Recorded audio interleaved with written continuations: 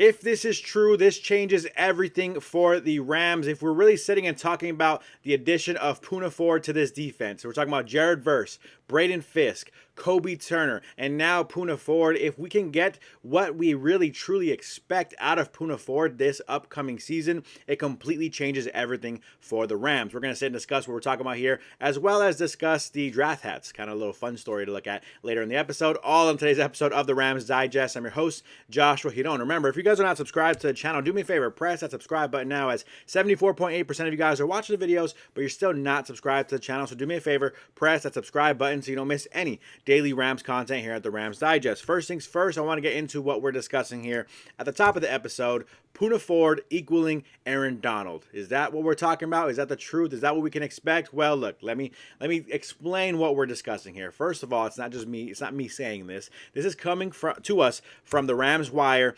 Shout out to Tyler Greenwald for the story. Ex-Rams defensive lineman compares Poona Ford to Aaron Donald. Now, when we're comparing Poona Ford to Aaron Donald, I want everybody to relax, calm down, stop typing your comments saying that I'm ridiculous or we're being ridiculous here. Listen to what we have to say. Listen to what a former Rams defensive lineman has to say about the situation. So, we're talking about, this is coming from DeMarco Farr. So this is the additions of Jared Verse, Braden Fisk, Byron Young, and Kobe Turner are great starts for this defense, right? But former Rams defensive lineman DeMarco Farr thinks the signing of Poona Ford is the closest the team has been to replacing what Donald can do in the trenches. Now, again, hear him out, relax, stop your comments, let's pause and actually pay attention to what we're talking about, because I actually really truly believe and agree with what DeMarco Farr is saying. This is one of the most underrated signings, I think, in the entire offseason, but specifically for the Rams. I don't think Rams fans are even really acknowledging or noticing. I think it's like, okay, Poona Ford, big body in the middle, cool.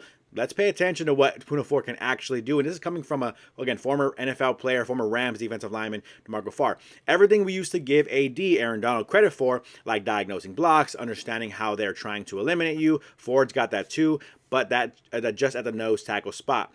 This is what Farr is saying to the Rams Wire here. So when AD makes a smart play, AD makes a smart play. When Poona makes a smart play, somebody else makes the play, but that's how good he is. That's how much he's going to help you. A good nose tackle is invaluable in football, and no matter what level. And I think the reason why I kind of want to bring this up is because I truly believe this and agree with this. I talked about this. You can go back a couple episodes ago when we discussed the addition of Poona Ford. I said, this is like really going to completely transform this Rams defense. What did they need in the middle? A big body. They need a big body who was smart, who could stuff the run, but also, I think we're going to also acknowledge this, and we'll realize it middle of the season, Poona Ford does have a strong motor who wants to at least get hits on the quarterback. He's not necessarily always going to get the sacks. I think he only has 11 and a half sacks, something like that, over like 100 games he's played in his career.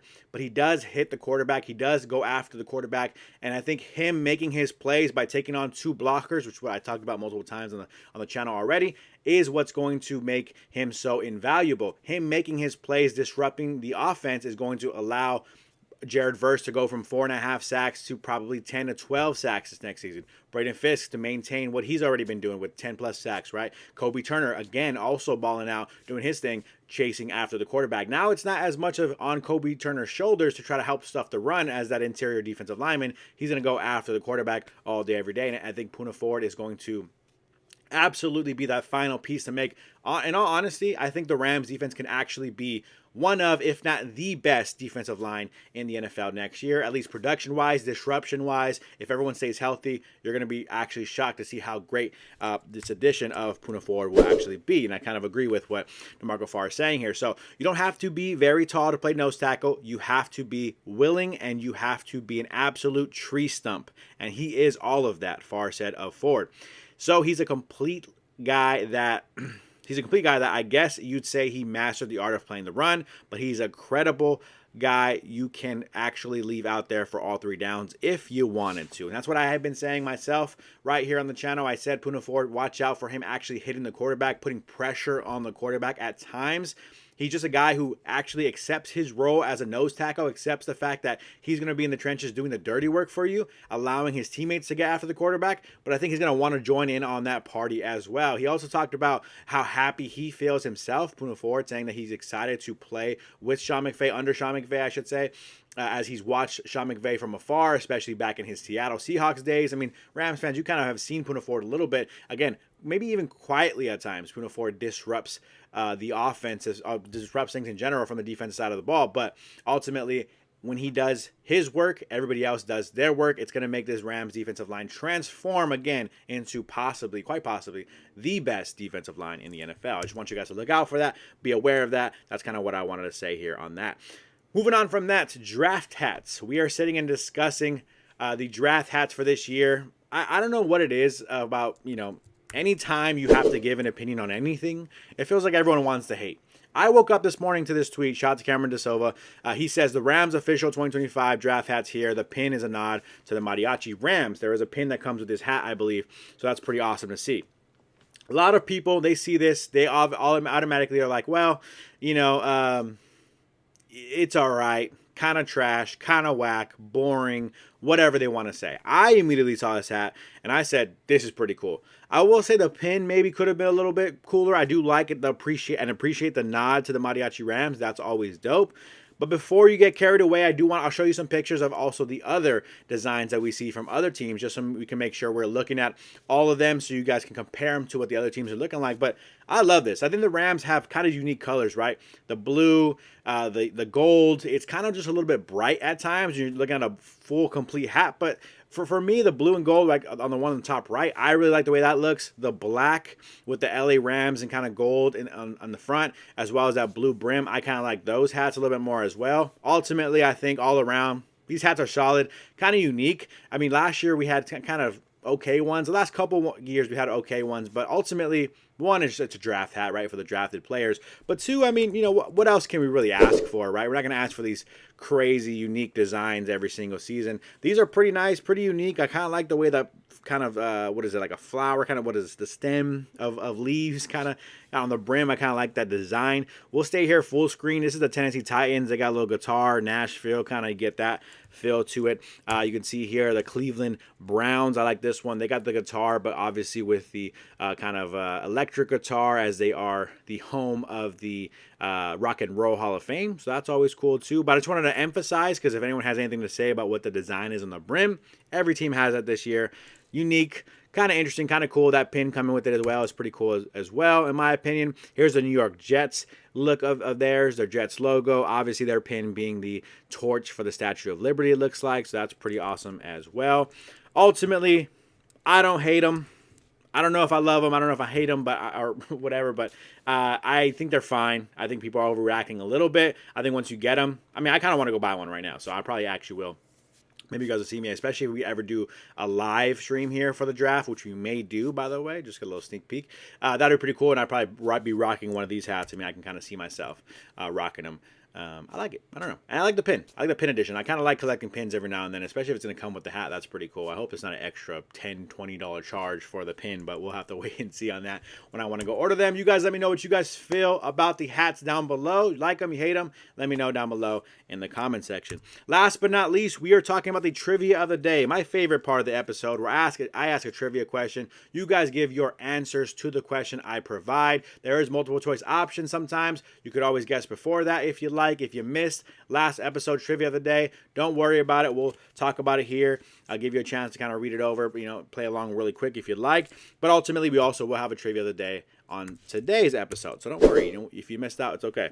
Last episode's trivia of the day was this question here. During the 1980s, what NFL team featured a talented trio of wide receivers known as the Three Amigos? That was the question posed on the last episode. I thought an interesting one. I will say this. Obviously, I'm a little bit on the younger side. I didn't watch football back in the 80s. So I always like kind of going back and diving into these interesting trivia questions because, ultimately nowadays we have all these nicknames and dance moves and social media and all that stuff. But it's also always cool to see, like 1980s, they had nicknames like the Three Amigos, right? For a team that maybe not all of us kind of followed or even have heard about if you weren't growing up around that time watching football, right? So it's pretty cool to go back and see that.